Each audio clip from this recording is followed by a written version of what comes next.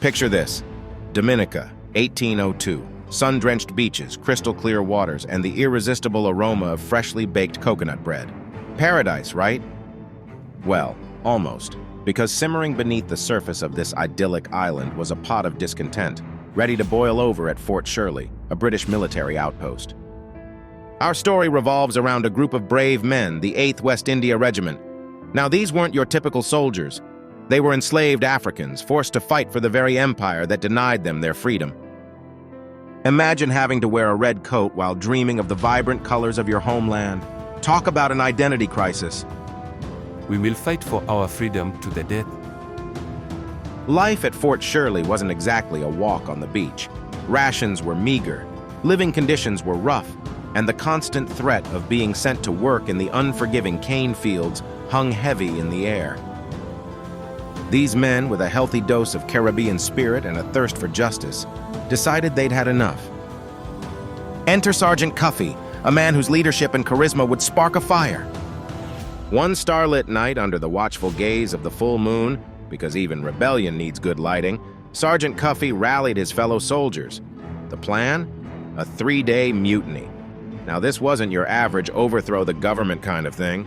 These guys just wanted some basic human decency, better food, decent living quarters, and a guarantee they wouldn't be swapping their muskets for machetes. Brothers, we fight for them, but they treat us worse than cattle. Tonight, we fight for ourselves. The next morning, the British officers at Fort Shirley woke up to a rather unsettling sight. Their soldiers were now in charge. Now picture a bunch of confused British officers in their fancy uniforms facing down these determined men who probably hadn't had a decent cup of coffee in weeks. It wasn't exactly a fair fight. Sergeant Cuffy, what exactly is the meaning of this? Po Monday mwen pais jexian. O fini bat gesen. Thankfully, no blood was shed, although the British officers might have shed a few nervous droplets in their pants. After a tense standoff and some heated negotiations, probably involving a lot of rum diplomacy, a deal was struck.